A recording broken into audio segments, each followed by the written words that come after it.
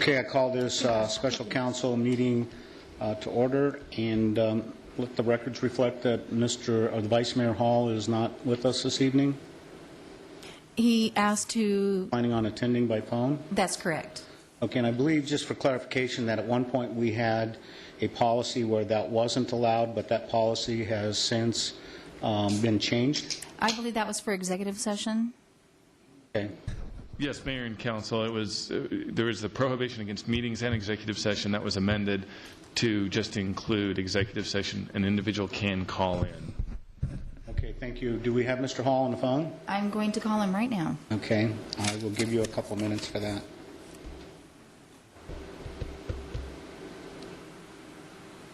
You will hear also all kinds of wonderful sounds, bells and whistles.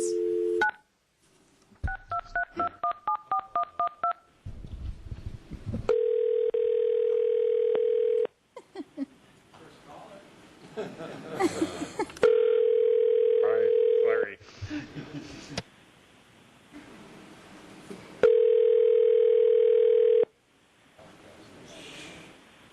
This is Skip. Yeah, hi, Vice Mayor. Welcome to the meeting. We've just called the meeting to order, and I've taken roll call and announced you absent, but now present by telephonically. Okay, great. Okay, if everybody please rise and join me in the Pledge of Allegiance.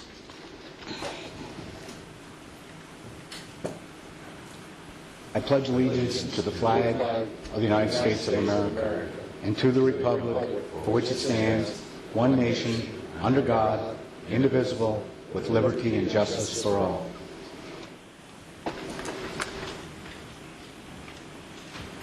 Thank you very much. We'll move to the call to the public. Yes, we have Ken Wright.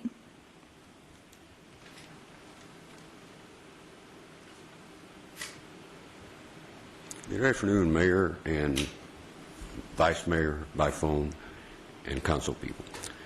A couple of weeks ago, I asked for some information about the cost of City Hall above and beyond $250,000, and I've been told that I would be getting that information. So tonight, I would like to pose a question about the expenditures involved in the construction of Dreamcatcher Park and the tennis center. And the question relates to that's a sub-question related to the inappropriate use of impact fees that have been documented here over the last several months. And the specific question is, were impact fees used inappropriately to finance any or all of the cost entailed in the construction of Dreamcatcher Park and the tennis center? I would appreciate if that get referred to the proper authority, and if myself and the public could be made aware of the answer to that question. Thank you. Thank you. That is all, Mayor. Okay, thank you. I close the call to the public, and of course, we will get back with that information. Let's move to item number 1. Consideration and action on Resolution 2011-57, a resolution levying upon the assessed valuation of property within the city a certain sum of money for fiscal year 2012 to be assessed against the valuation of real property for primary tax purposes. Vice Mayor Hall, are you still with us? Yes, I am. Okay, thank you. Good afternoon, Mayor, members of City Council. What we have in front of you tonight are two items, one related to the primary property taxes, and the second item that follows this will be related to the streetlight improvement district's property taxes. The City Council over the last couple weeks, on June 16th and then again on June 18th, we've discussed this particular issue about primary property taxes.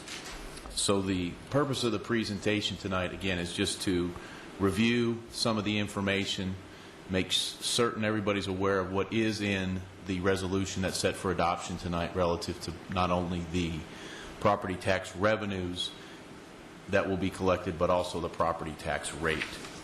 So as I stated earlier, what we had done on June the 16th is we had conducted a public hearing which set today as the adoption for the fiscal year 2012 primary property tax levies. As part of that June 16th and ultimately June 18th conversation, actually it was just the June 16th conversation, we spent a lot of time really talking about this slide. And we talked about that there were three options, and at that point the direction from the council was really to come back with a resolution that is option C, in which we're going to keep the levy rate at the 67 cents, which will yield about $6.3 million in primary property taxes. We also, as part of that presentation, this is the exact same slide, we talked about the fact that in doing so, that will not ensure that all parcels, the 60,000 parcels that exist in the city of Surprise, necessarily will see a property tax reduction, and we use this slide as a way to illustrate that point in a sense that assessed value and property tax levy rates really to some extent move in inverse of each other. Scott, can I ask a couple of questions? Sure. Could you go back to the previous slide? You, on item B there, you're showing 78.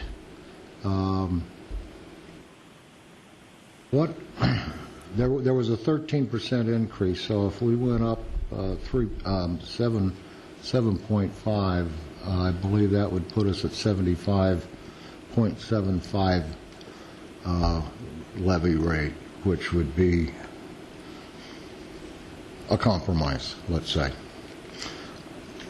What was your reasoning in using 78? The mayor, members of council, Councilmember Woodard, option B was just a option that Councilmember Williams had introduced just for perspective, as sort of, as you alluded to, it was a middle ground. It wasn't taking the 2%, but it also wasn't keeping the amount or reducing the property taxes from what we're actually collecting now. So the option was basically to keep the same revenue as 11, excluding new construction, and it was really just there as a perspective. We didn't spend a whole lot of time talking about it beyond that. Okay. I don't know if this is the appropriate time, but I would like to suggest that the council perhaps consider the rate at 75.5, which is halfway, and at the same time consider a reduction of the operating expenses, not the capacity, of $750,000. And I'm not real sure Scott could work out those numbers, and that might get us close to that $7,458,000, and it would, to reimburse or to refund that 7.5% is going to be a lot shorter time than the total 13%. I don't want to cripple the city, but at the same time, I don't want to totally renege on our pledge. So I'm thinking that if we can come to a compromise by increasing partially and reducing expenses, and we talked about that the other night with vacant positions. So I believe there is some fat in that budget. I just totally believe it, and I believe that Councilman Hall would agree with me. But so that, yes, I do. Yeah. So now if we could go to the next slide that you had. What would be the basis for someone getting, you said some will see increased assessments and some will not. What would be the basis for their seeing an increased assessment? which would therefore increase their taxes.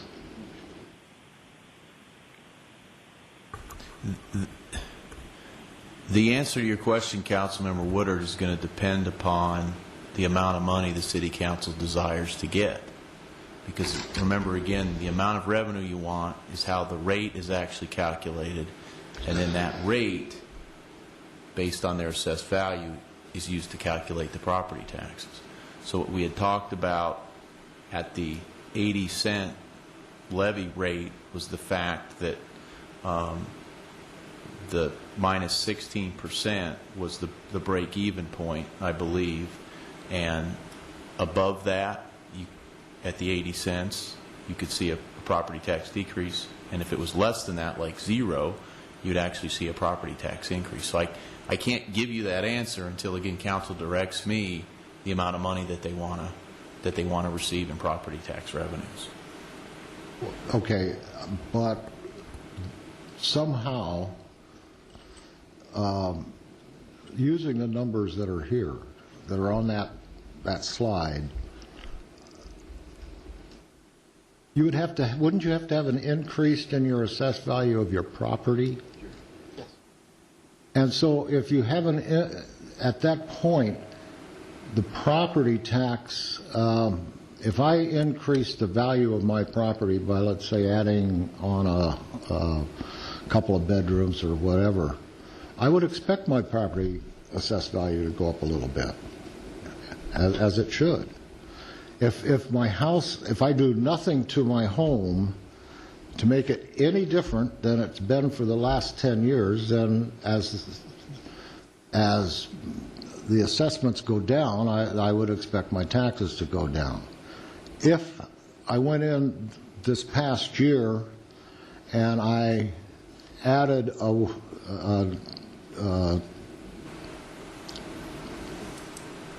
300 square foot den and a pool, I would expect my taxes to be more because my assessed value next year would be greater.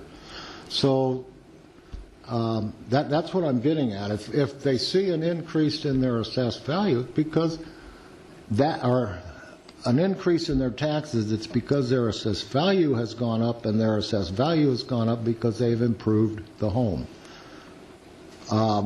That's a consequence of their actions, not ours. And with that, I'll give it back to you. Mr. Mayor, I just have a couple more slides, and then I can turn it back to for council discussion. And what we were doing in this slide is just communicating the financial impact of the 67-cent levy rate.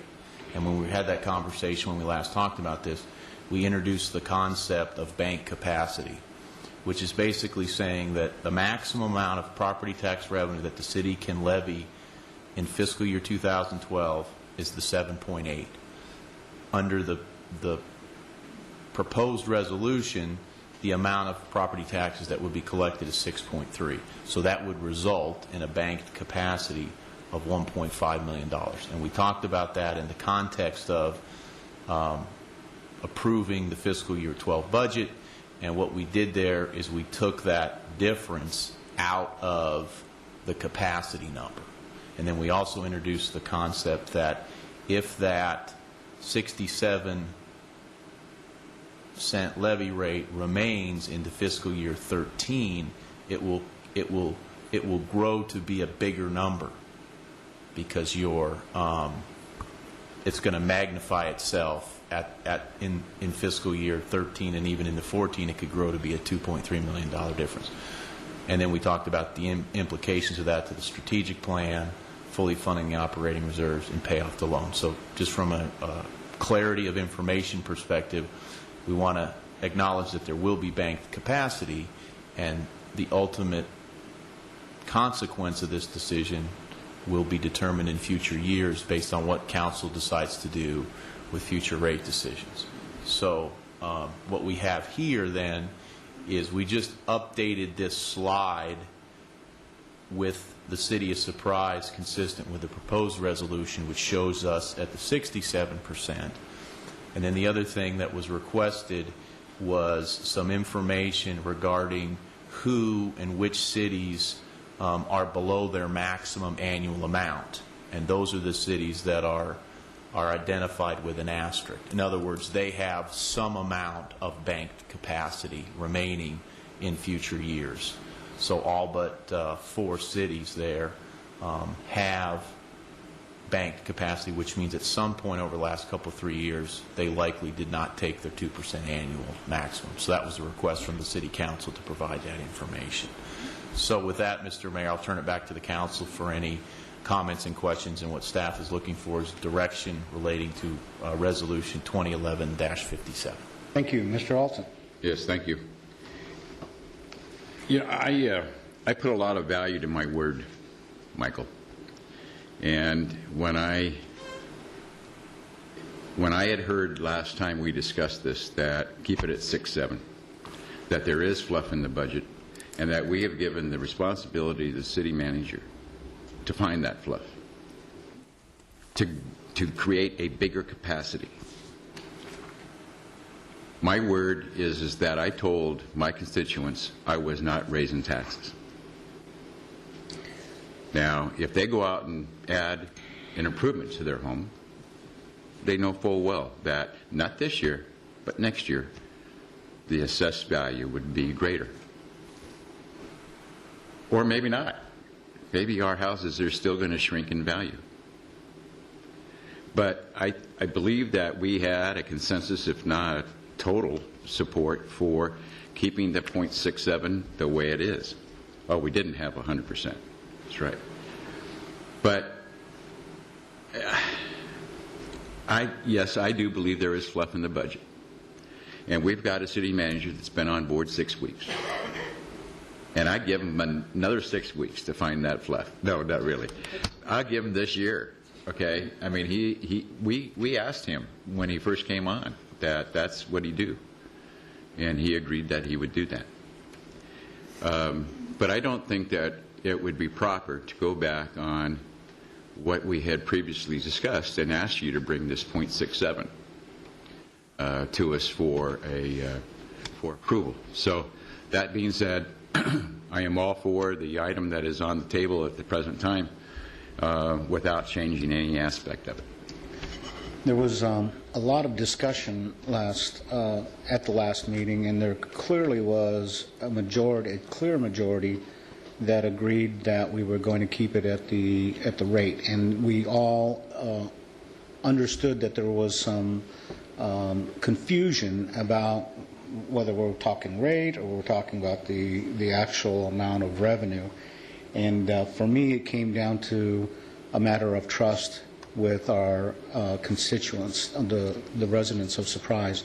And with all the things that have gone on in the last year or so, and some of them have actually been very positive because we have drilled down to find out exactly what was going on, and now we know what we need to fix, and we've already accomplished quite a bit in fixing it.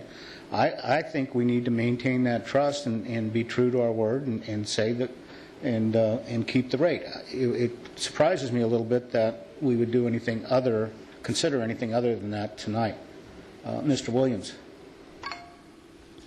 Thank you, Mayor. And I agree, and I won't belabor my point. And just, I think everybody knows where I'm coming from. Sorry, I'm shutting my phone off. I didn't do that before.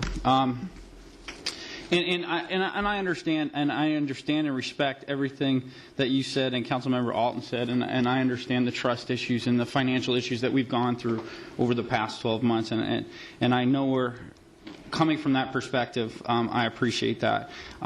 But I just want to advocate for myself and my constituents. First off, despite what the newspaper headlines might read, I was not advocating for a tax hike. I will tell that to my colleagues. I was never advocating for a tax hike or increase. I was advocating to maintain our primary property tax revenues. What, in essence, we would be doing by maintaining the levy rate is bringing our revenues down to FY 2008 level. In fact, bringing it down a little lower than that. And in comparison to what was proposed by staff, we're cutting our revenue by nearly 16%. So that, in terms of the big picture, that's what I was looking at. In terms of maintaining our revenue and even discussing a policy where we maintain our property tax revenue for the next 3 to 5 years, and we just maintain that revenue. Now, the levy rate and assessed value are bouncing balls, and we can't control those to a certain extent. The levy rate is dictated by the assessed value, and those things are going to fluctuate and move up and down. 05, 06, the levy rates were coming down, but you know what? Everybody's property taxes were going up because assessed values were going up, so which we have no control over. So my concern is just the big picture, the long-term impact of cutting that amount of money out. We can increase back up to a cap. Is that correct? What's our primary property tax cap if, say, the next seat of council decides to bring it back up and fill the gap that we're creating this year? Scott? Well, for fiscal year 12, that number would be the $7.8 million. 7.8. And then, not to cut you off, Councilman Williams, but that 7.8 grows mathematically by 2% a year. So regardless of what the city council does, the cap continues to move. Whether the council moves to that cap or not is a secondary decision. And I would say that, and I know there were a few comments made that, well, we can recover this in a year. And I would advocate that no, we can't, because in essence what you'd be doing is increasing your taxes by about 20%, and I wouldn't advocate for that. So once we go down this path, that's where we're going. And to increase your property taxes, now that's a tax hike. So by taking this step back, we're putting ourselves in the precarious position of cutting that amount of revenue. And I'm not opposed to cutting expenses. What I would have liked to have seen was maintain these revenue streams and then cut expenses and go back over the next 12 months, like you said, and cut expenses and create that much more capacity so we can invest in that. Property values go up, home values go up, people can sell their homes, people can buy homes, and increasing home ownership and all those other positive things for economic development. So not to belabor the point, I think everybody knows where I'm coming from on this. I just have serious concerns over the long-term impact, but I appreciate it. Thank you. I think I agree with you, Councilman Williams. Your point, I believe, was well made the last time, as it is this evening, is that if we maintain this policy of looking at the levy rate, then indeed we're going to find a greater and greater separation between our revenues and our expenses, and therefore we would in fact get to a point where we would be lowering, where we'd have to cut services and cut things. And I think everybody fully understood that and felt like this year we're gonna hold to this, because council people did go out and say we're not raising taxes, and then there was this confusion over the levy rate versus the total revenue. So I think it's clear in everybody's mind that this is a slippery slope that we have to be very, very careful after taking the action that I believe we have a clear majority on. Mr. Biondo. If I understand correctly, the commitment that was made to the constituency was not to increase the property tax rate. Do I understand that correctly? That in fact, some property taxes may go up, some may go down. Yeah. So the commitment was... I'd like to address that. We didn't use the rate part of it. Right. We said not to increase the property taxes, and therein lies the confusion and the concern. Is we didn't say not to increase the property tax rate. We said not to increase property taxes, and that's the rub. But fundamentally, that's really what happens, isn't it? By maintaining the property tax rate.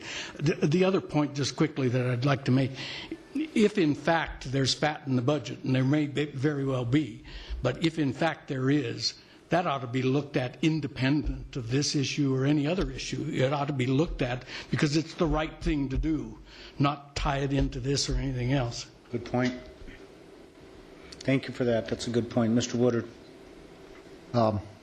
I agree, Councilman Biondo, that they shouldn't be tied together, and I think in typical circumstances you're absolutely correct. I was one that, when this came up the last time, I talked about integrity.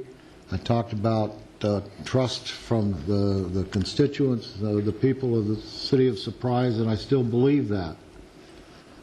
And I believe we can maintain that trust and that integrity by what I had said earlier, increasing the tax rate halfway and reducing the operating expenses halfway. So one of the complaints that I hear frequently, and I'm sure you all do too, is you spend too much. Cut spending, cut spending.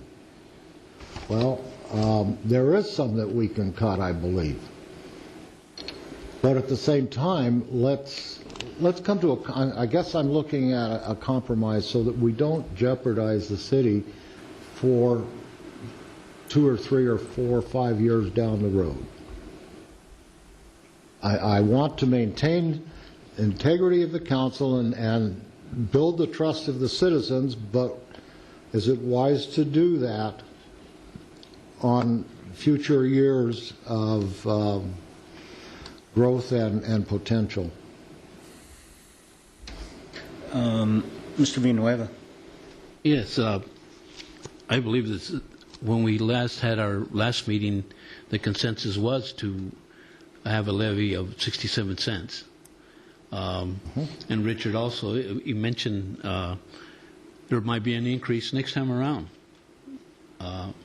So as far as I can see, we would adopt Resolution 2012 with the levy at 67 cents. Is that a motion? Yeah, I'll put it in motion. I have a motion. Do I have a second? Second.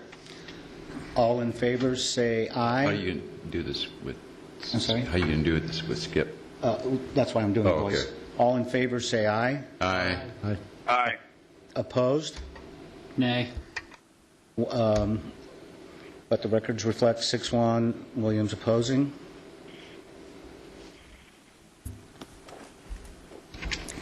And item number 2, consideration and action on Resolution 2011-81, resolution levying upon the assessed valuation of property a certain sum of money for the fiscal year 2012 to be assessed against streetlight improvement districts, SLIDs, within the city as shown in Exhibit A. Good evening again, Mayor, members of City Council. A similar presentation, just applicable to our streetlight improvement district property taxes. Want to review the fiscal year 12 proposal. We had one issue that we needed further clarification on relative to some of the new SLIDs that were formed regarding the initial amounts that were told to constituents when the SLID was formed. That's one of the pieces of information we needed to bring back to Council. That's included in the presentation. And then the action is adoption of the resolution that's consistent with the direction that the City Council provided when this was last discussed on June the 16th.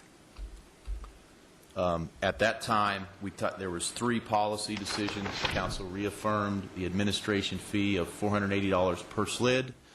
You reaffirmed the 10% target fund balance, and you also eliminated the policy of setting a new SLID levy at the maximum $1.20 and allowed staff the discretion to set that at the amount based on our best estimates of what the first year costs would be.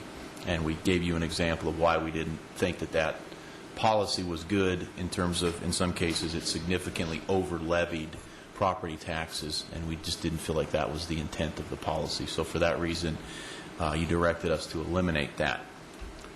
In terms of the second policy and what the fund balance looks like or is projected to look like at the end of fiscal year 2012, we showed you this graph where a great majority of the SLIDs are either at or approaching the 10% target, and we have some outliers, and we communicated to City Council that we would be doing those a little bit art and a little bit of science to try to bring some of those fund balances down, and we try to bring some of the ones that needed to come up. But there was not a mathematical equation. We were using a little bit of art and a little bit of science to do that. And then just as a as a reminder, we have about 46,000 parcels of the 60,000 parcels that are in the city that are impacted by SLIDs, which is roughly 77%. And another fact is there's about 13,000 streetlights that these SLIDs pay to operate. The one piece of information that we needed to follow up on, especially related to Vice Mayor Hall and Councilmember Alton, related to the 4 SLIDs that were newly formed, and they are identified by the numbers in the right-hand column, and that is headed as the planning estimate of the levy rate. So when we were out talking to the constituents, whenever we were talking to them about forming this SLID, those were the numbers that staff used. And on the next slide, I'm going to compare and contrast that number to what we're actually proposing now. But those were the 4 cases we council directed us to provide some more information on, and that's what we're going to do here on this slide.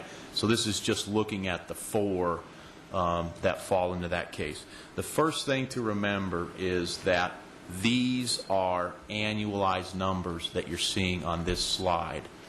And the way that this slide works is the first column is the planning estimate that we used when we were talking to the constituents. So let's use Sierra Montana as the example. We told them that we estimated the rate to be $45 a year for that particular development. The next 3 numbers to the right are the pieces, parts of how the new the first levy are actually being proposed to be levied at. So for example, in Sierra Montana, there's 3 components. The current cost, so the cost to pay the electrical bill, etc., we think will be $43.27. To that will be added the 10% reserve target, so that's roughly $4.33.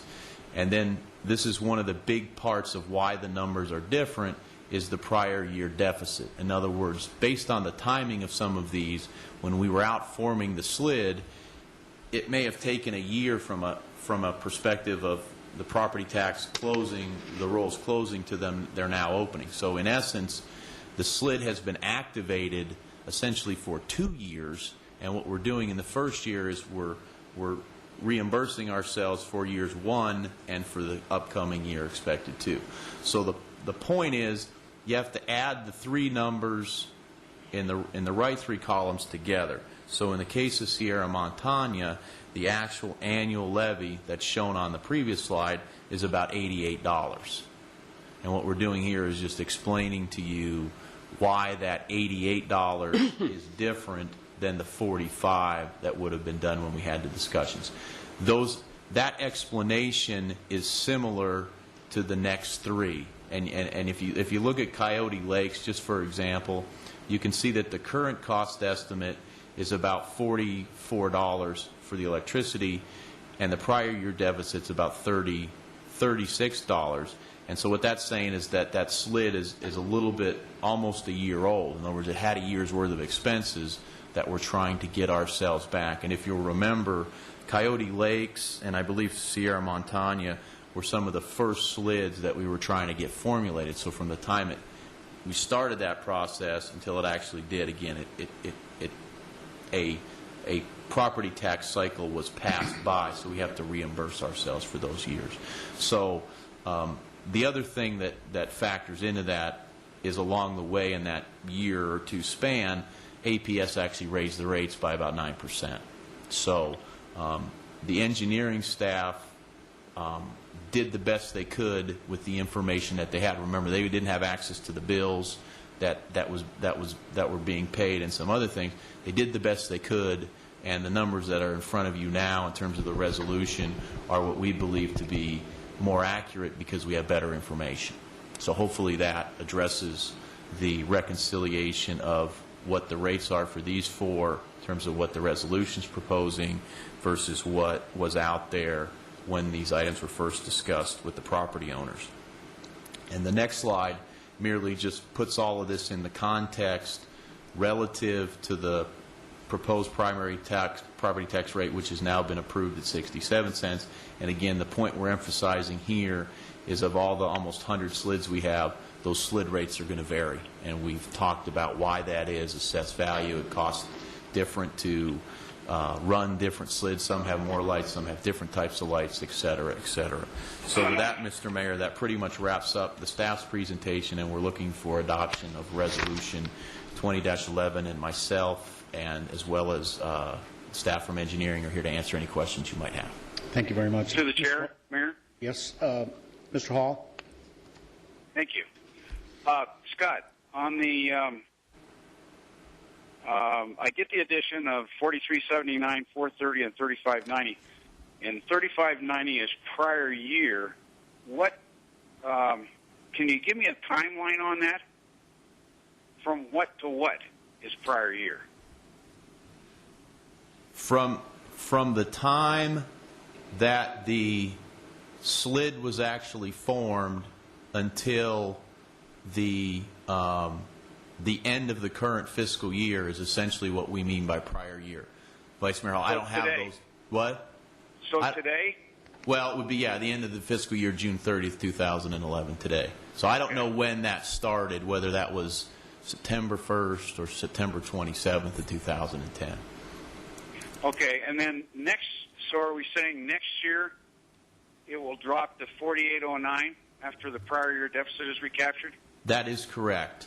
That is correct. Think of, and I meant to mention that in my presentation, think of that prior year deficit column as a one-time component of the assessment that will go away in fiscal year 2013. Okay, Scott. Mr. Alton? All right. Thank you. What is, Scott, what is the time frame in which to bring those up and bring those down, the ones that are overbilled and the ones that are underbilled? When back here? Yeah. What's your time frame? It depends, and the answer, and the reason it depends is because a lot of this is predicated on assessed value. So if you look in the lower right, we actually threw in a number, but if you look at the slid Marley Park Parcel 12, because there's been such a degradation in assessed value, the expenses are $4,500 higher than the revenues. So that'll probably continue next year, and then if assessed value goes back up, then it will catch itself back up. And that's what I was referring to, the art and the science. Mm-hmm. So I could see Marley Park, I could see that taking, 6 to 10 years. Mm-hmm. And some of that we have control over because, again, we have the $1.20 maximum. But again, as we talked about in the earlier conversation, some of it's predicated on assessed value. And then similarly on the left-hand side, if those assessed values fall, then they're going to get closer to the reserve even if we leave the levy rate the same. Now, we haven't had a reserve in previous years, correct? We've had, in fiscal year 2011, Council adopted the policy that introduced formally a 10% reserve. Prior to that, it was there wasn't a formal policy, but staff was trying to keep some amount of cash in each one of the slids. And so I'm comfortable telling you last year we introduced a formal policy. What the informal policy was before that, I can't really comment on. Okay. Thank you. Any other questions, Council? Yeah, this is me, Mayor. When will this show up on the property tax bill? It'll show up on their next property tax bill, so the ones that get sent in late October, early November. Early November. Okay. Thank you. I don't believe we have any other comments. Do I have an action? I move to approve Resolution 2011-81. Second. All in favor say aye. Aye. Aye. Opposed? That would be a unanimous vote. Thank you for that. And when you're ready, we'll read item number 3. Discussion regarding the Arizona American Water Company's request to the Arizona Corporation Commission for an increase in water rates for customers in the Agua Fria Water District. Good afternoon, Mayor, Council. I was asked by the city manager to provide comments relative to the Arizona American Water rates that have been in the news, and all of you, I think, have received information concerns by a number of your constituents. My comments tonight will center around primarily who's involved, who's affected, and also the process that they're going through right now. I don't really have detailed information on the cost of service basis or the actual basis for the rate request that Arizona American is doing. So what I've done is put together a few slides here. We'll start with this slide. I was first, and I think this somewhat highlights part of the issue. There are two rate increases that are currently underway. One is the Agua Fria wastewater rate. So the wastewater rate has been going on since July of 2010, and it won't really come due until October when the final public hearings are completed. Agua Fria District, wastewater district, is a small corner up above Sun City West, as the green area is shaded there. And then as you go down, Verado and points south of Northern Ave. And that is the area where they also have a substantial rate increase proposed, that their rates will go from I think close to $80 up to $1.20, 80 cents up to $1.20. So they're seeing almost a 65% increase. Fortunately, none of our residents will be impacted by that. Turning to the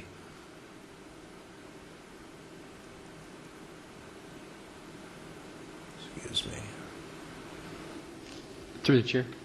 Just one quick question on that, Bob. No HOAs will be impacted by that either? That's just correct. For clarification. That's correct. Now this is a blow-up.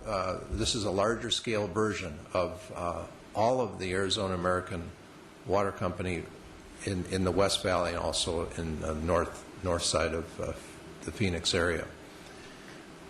The areas in green are the Agua Fria districts, both water and wastewater districts. As I showed you in the first slide, the area bordered with the black border up in the center part of the screen, the Agua Fria, is the wastewater district. All of the rest of the green that is unbordered is the water district. There's also a Sun City water district, and then there's a Sun City West water district. The calls that you've been receiving and the concerns that have been expressed are coming from the Agua Fria Water District, and that's that large area that's shown there. That involves a number of surprise residents, and I'll move to that point. But before I leave the issues of notification are a couple. First, there has been public notices that have gone out, and they've been posted in various papers. There is proof of service that on February 22nd, I believe the Agua Fria Water District were sent in the Daily Sun, and that went out. And also residents were, I'm trying to verify this, were supposedly notified by either first-class mail or a bill insert. But as they looked at the bill, it was referred to the Agua Fria Water District. There was no mention about Surprise. There was no mention about wastewater. There was water district. So that's the type of notification that they received. Yeah, Bob, excuse me, Yes. Future. Has any, when we get our water bill, okay, does it say Agua Fria? When you get your water bill? Yeah, and I live in that green area. It's Arizona American Water. Yeah, right. That's what's shown on your bill. Right. So there's no relevance to what was posted in the newspapers to actual what's happening. Well, that was a common response. They didn't think it applied to them. Even though they might have been sent a letter, it didn't have the relevance. that it clearly identified them being an impacted customer. As you can see, this slide shows the blow-up of the city of Surprise. In particular, all of the cross-hatched blue represents the service district of Arizona American Water, of the hour-free water district that is impacted by this increase. So you see I think there's 24,751 residents or connections within the city are facing a potential increase of 80% in their water bill. The water bills, at least at this point, that's been proposed by Arizona American to the commission, is looking at typical water bills would go up. Monthly water bills would increase by $25.13 every month, and that would represent close to an 83% increase. Pardon me?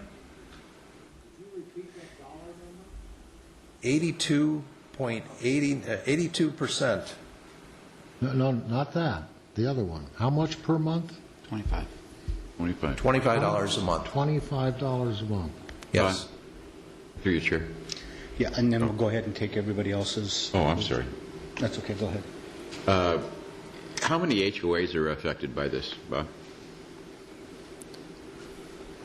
There's a number of them. I don't have an exact count. I could probably just about every subdivision that has parklands that they're watering, or golf courses, or a golf course would see this. Yeah.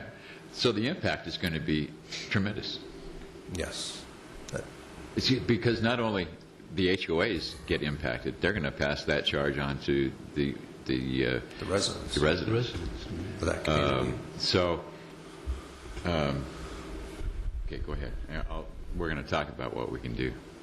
Mr. Williams. Thank you, Mayor. Hey, Bob, do you know offhand, in comparison to the City of Surprise water rates, in comparison to Arizona American water rates, are they similar?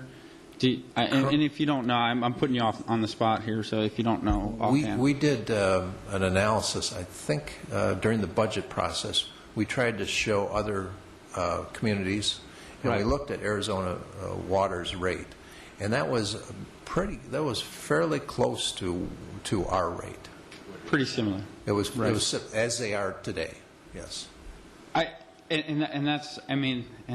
That's really the main driver for this whole issue for me is that the rates aren't to a point where I'm trying to understand, and we don't know what the rationale is in terms of their analysis and why they're requesting an 83% increase.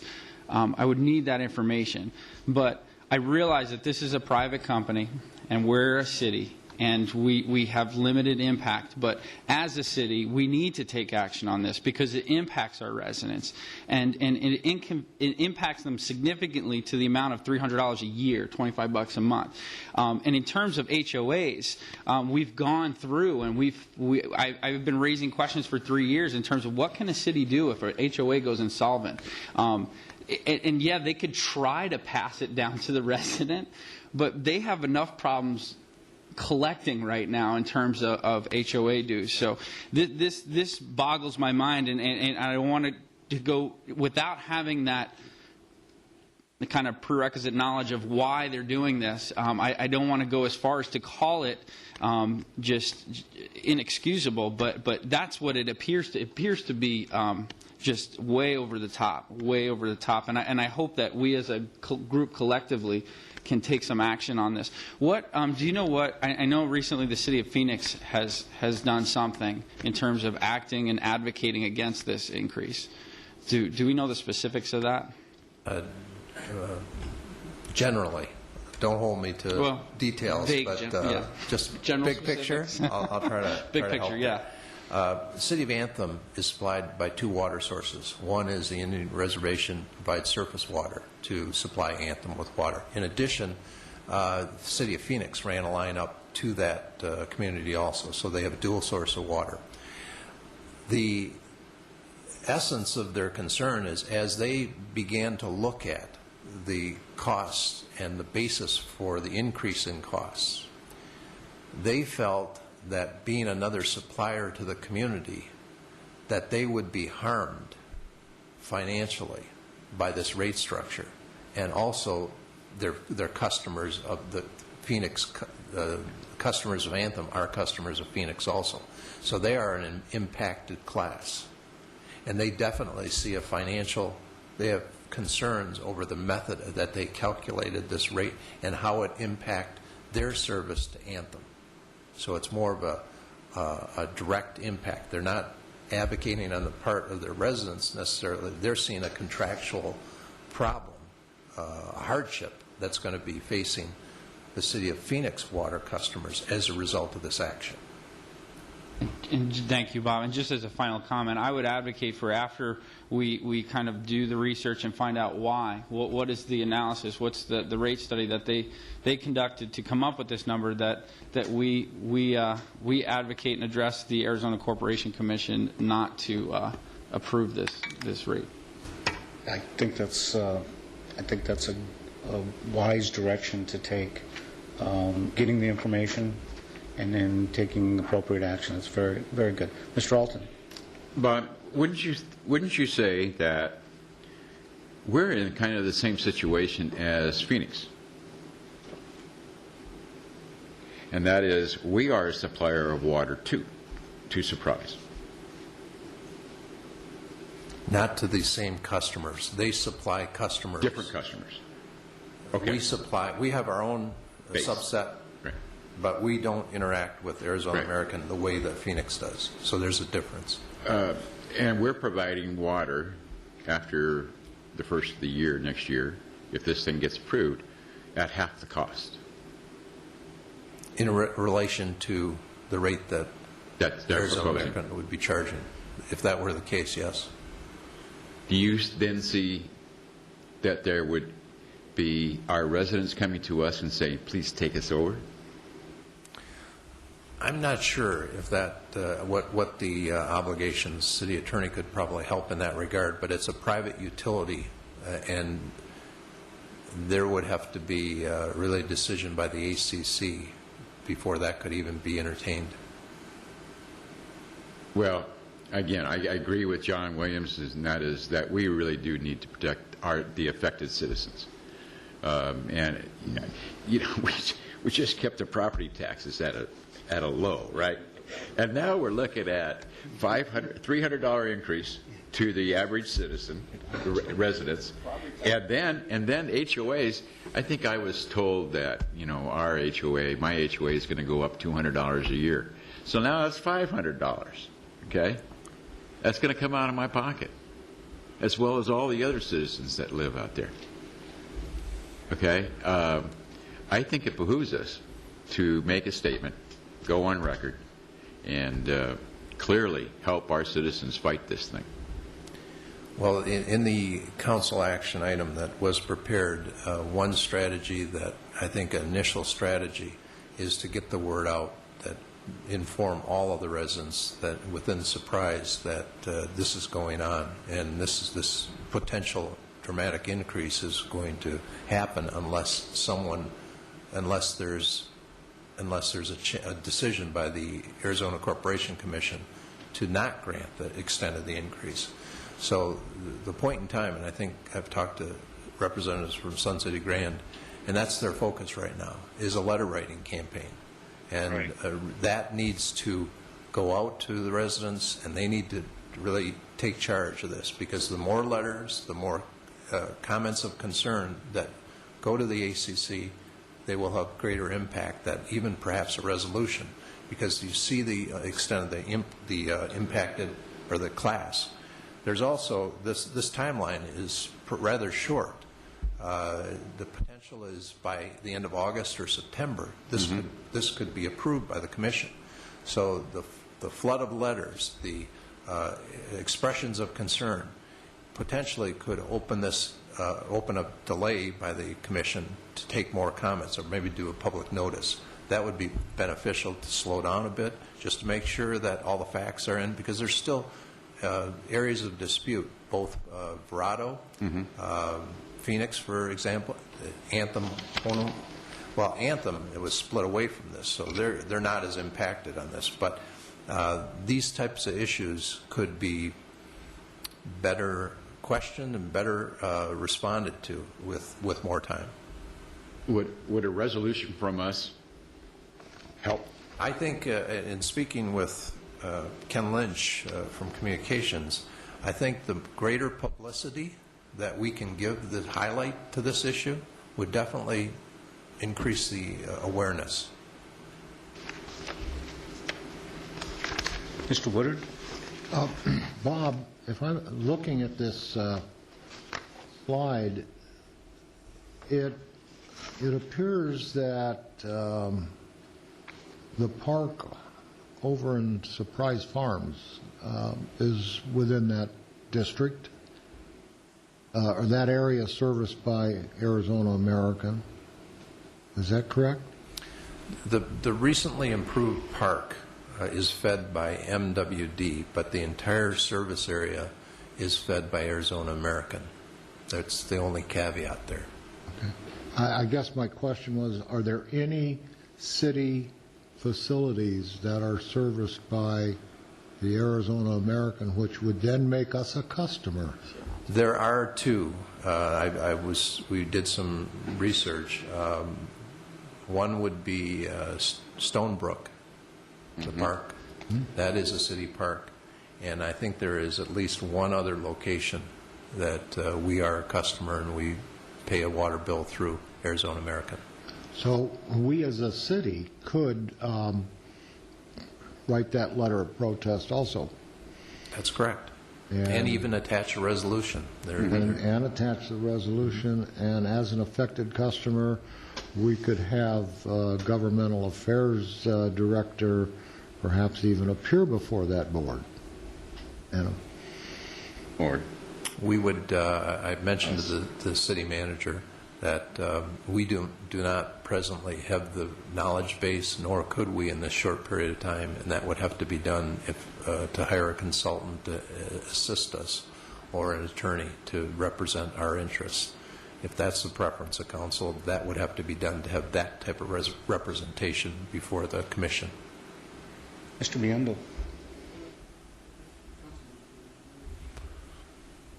Yeah. Actually, I've got a queue.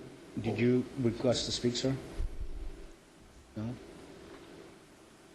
want to speak? I'll be happy to, yeah. Okay. I just didn't want to preempt Councilman Blue. A queue and then push the buttons. It seems to me at minimum, and perhaps the resolution would be much stronger, but at minimum, the city might send a letter urging that additional public notices clearly identifying Arizona American Water, identifying the districts and customers affected, be sent out, and that we urge an additional public hearing to be scheduled beyond the August 16th that evidently they're identifying. I don't know how much good that would do, but it seems to me that would be at least something at minimum that the city might consider. Mr. Villanueva. Yes, and not related to this, but I received a letter from Almirage where they're going to increase their rates. Have you looked at that at all to compare it and see what it comes down to? They're not 82%. I haven't seen the number, but we have through our we had an agreement with El Mirage that was passed a couple of years ago, and part of that agreement is that any increases in their cost of service that affect rates will have to be reviewed by the city too. So we have a right to provide our review, and their basis is supposed to be substantiated by the rate analysis. And we haven't looked at it, but we could look at that to see how well it is, and then we can make our comments to El Mirage. At the end, it is their system, and we don't have a right to dictate their rates, but we could make our concerns known to them on that. And one of the things we would make sure that the residents of Almirage and the OTS are the same. I think that's part of the the agreement. That you're correct, and I was told by one of their staff members that that was the case, but I haven't verified that. Yeah. And this is going to go into effect pretty quick. I don't know how much time you have. But if I'm not mistaken, it's in July. It likely is, and I was not made aware of this. I don't know if we have officially been served notice on this, but we can check into that. Yeah, okay, thank you. Mr. Williams? Yeah, and that other park is here, Montana Park, not to mention 2 high schools, a number of elementary schools, all those impacted by this reach. What do you think the timeline is in terms of figuring out what their assessment, their analysis of this is, just to have a better understanding? Because, like you said, it's a short timeline. When can we as a council get that information and be able to share that with residents that are asking, that are questioning, as we kind of move down this path? I would think in the next 2 to 3 weeks to really have a basis for a position, to be able to take a position. I think it may take 2 to 3 weeks. And based on that, with our current schedule, do we have time in terms of a resolution at the first council meeting in August prior to their ACC making a decision? That would be within that time frame. Yes, that would be possible. Have to be expedited for the meeting of the 9th, but it's possible, yes. Okay, thank you. Thank you. Council, any other questions or comments? I have one. Bob, wasn't Arizona American just recently sold? They're in the process of being purchased. The process is EPCOR has made an offer to purchase, and they have submitted requests to the ACC also. That's another step that has to be completed. And when the ACC, that's scheduled in the latter part of this year, November, is when the sale is supposed to be approved by the ACC. It then goes to the federal departments, and the earliest would be early in 2012 or spring of 2012 for the purchase to be completed. I'm just curious. I wonder if part of their formula for acquisition was these rate increases. That's a good point. Good point. Anything else, Mr. Hall? Nope. Thank you very much. Any other comments? Mayor, if I may, just a clarification. If I could just maybe clarify some direction from the mayor and council here, just so we as staff know how to proceed. If I'm gathering correctly, what may help is that you work with Ken in getting information out there immediately. You're putting information on our websites.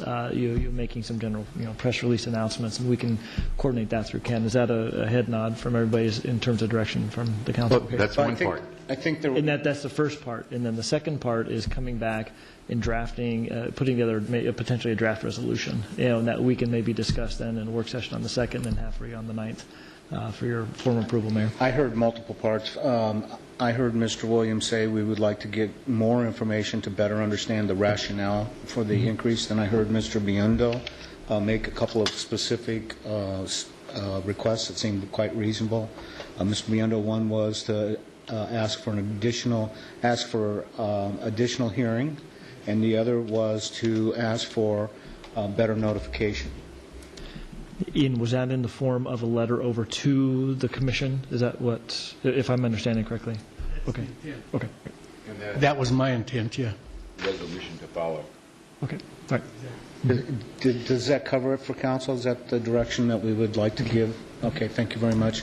Thank you, Mr. Beckley, for coming to our rescue and providing information that we definitely need, and we appreciate staff's efforts on that. I don't believe we have anything to go to executive session on. Therefore, this meeting is adjourned.